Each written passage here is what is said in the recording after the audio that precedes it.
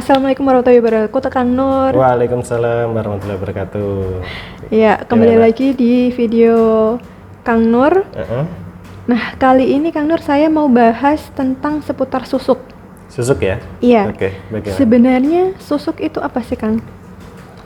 Ya, susuk kalau kita bahas dari segi spiritual ya benda yang dimasukkan ke dalam tubuh. Benda yang dimasukkan ke dalam tubuh. Biasanya itu berbentuk jarum.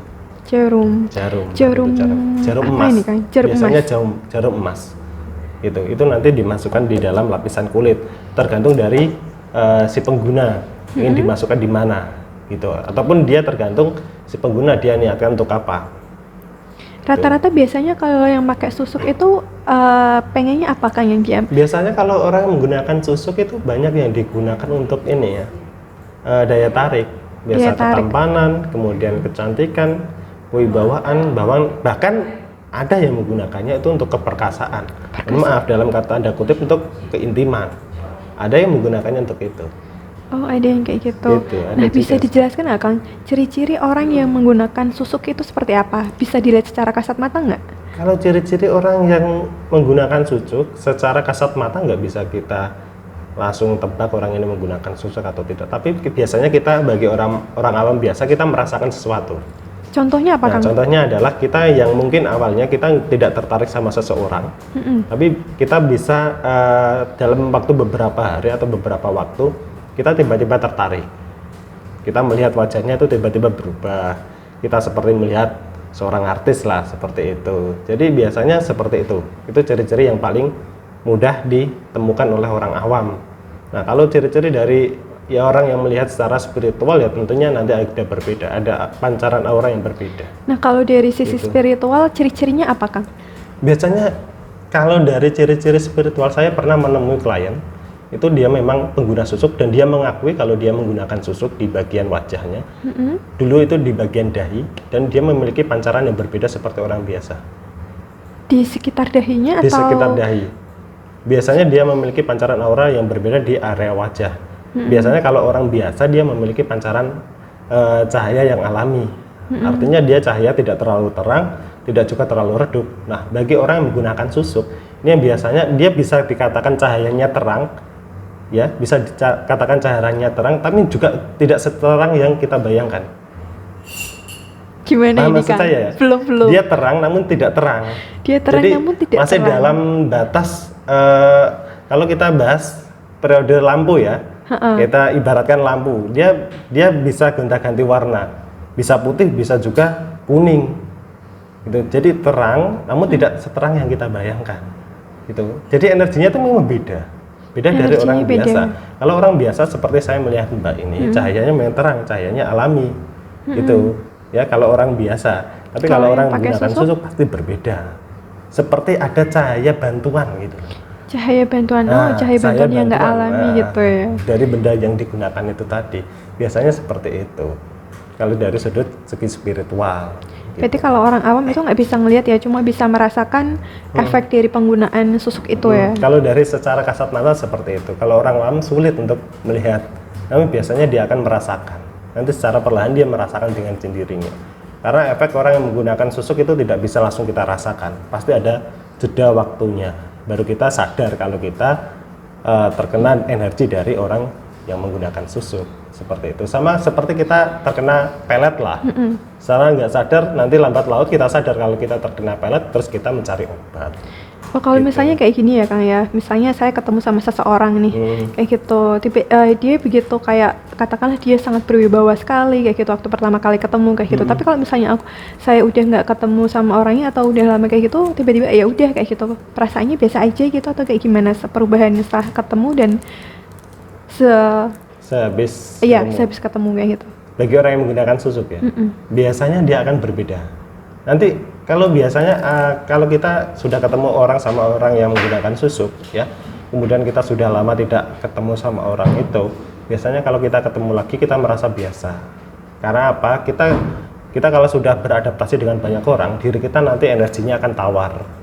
Artinya kita terpikat ya tidak, kita tidak terpikat ya iya, gitu. Jadi kita tawar. Kalau kita ketemu sama orang lagi ya kita membiasakan diri lagi, gitu.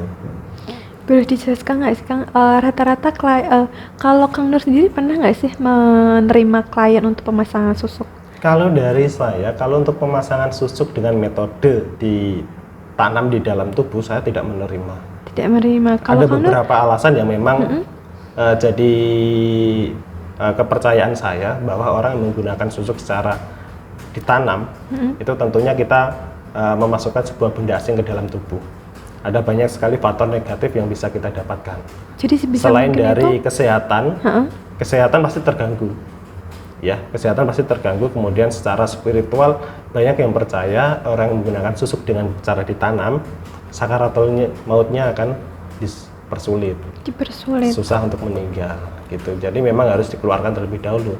Kita dilahirkan kan memang menjadi manusia yang apa adanya, ya, dengan anatomi tubuh yang apa adanya. Kalau ada benda masuk, itu kan dianggap benda asing, yang dimana pasti yang Sang Ilahi tentu tahu benda ini seharusnya tidak ada di dalam tubuh, gitu. Tapi dimasukkan dengan sendirinya oleh si manusianya, tentu akan menimbulkan efek negatif. Nah, sebagai penggantinya, saya mengganti dengan metode kapsul. Dengan metode kapsul. Kalau dari Kang Nur gitu. sendiri, apakah cuman kapsul aja atau ada susuk-susuk lain? Kalau dari saya, kalau untuk perihal susuk, saya menggunakan kapsul dan juga jarum. Kapsul dan jarum, nah. Tapi Kalau jarumnya jarum ini saya pergunakan atau saya sarankan hanya untuk disimpan, artinya hanya sebagai ageman atau pegangan, gitu. Nah, kapsulnya ini nanti yang diminum. Jadi energi dari susuk jarum ini saya pindah ke kapsul, gitu. Kemudian yang dikonsumsi ada kapsulnya. Kalau sudah masuk ke dalam tubuh, jadi akan lebih mudah dalam penyempurnaan energi, gitu. Dan itu jauh lebih aman. Tanpa ada efek samping. Nah, kalau penggunaan kapsul ini efeknya kayak obat gitu nggak sih Kang? Dia kalau misalnya sekali diminum, ya udah nanti susuk ini akan bereaksi selama berapa hari gitu. Nah, itu kelebihan dari susuk kapsul.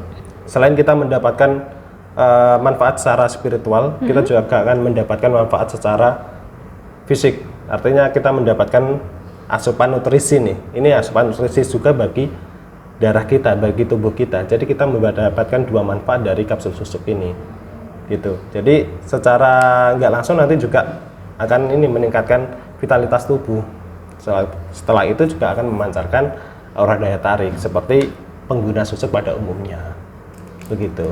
Nah, untuk perbedaan antara susuk jarum dan susuk kapsul ini, apakah ada perbedaan waktu, maksudnya efeknya, dampaknya ini bisa dirasakan berapa lama? Apakah beda atau sama, Kang? Kalau mengenai reaksi, ya, perbedaan reaksi dari kapsul susuk, ya, kapsul susuk dengan susuk jarumnya tentu berbeda. Yang berbeda adalah mengenai ini alaminya. Kalau biasanya kapsul susuk itu alaminya akan secara alami, efeknya akan secara alami maksud saya. Dan juga kalau untuk susuk yang jarum, dia efeknya memang lebih cepat, karena bagaimanapun saya yakin orang memasukkan susuk ke dalam tubuh, dia kinerjanya adalah dengan bantuan makhluk halus, bisa berupa kodam ataupun jin, gitu. Tapi yang kalau dari Kang Nur sendiri kan tidak dimasukkan ya, Tidak itu dimasukkan. hanya sebagai ageman. Hanya sebagai ageman disimpan. Nah, itu apakah efek yang bisa dirasakan itu juga cepat nggak, Kang? Itu Ini ya, cepat lambat itu hanya sebuah waktu saja, tergantung kita bagaimana ya kita menggunakannya, gitu. Banyak teman-teman juga yang bertanya ke saya, reaksinya bagaimana Kang? Reaksinya berapa hari?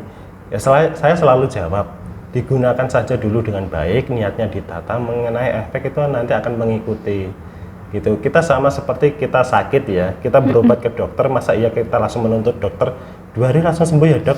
Nggak bisa, itu namanya menyalahi kodrat. menyalahi kodrat ya. Yang penting kita Jangan usahanya dulu, ya. Ya betul. Yang penting kita usahanya dulu, ini diperkuat. Pasti mengenai hasil nanti akan mengikuti. Saya yakin seperti itu. Begitu. Gitu.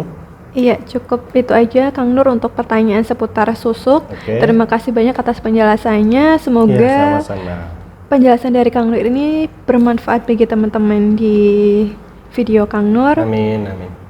Sampai jumpa kembali di video berikutnya. Wassalamualaikum warahmatullahi wabarakatuh. Waalaikumsalam warahmatullahi wabarakatuh.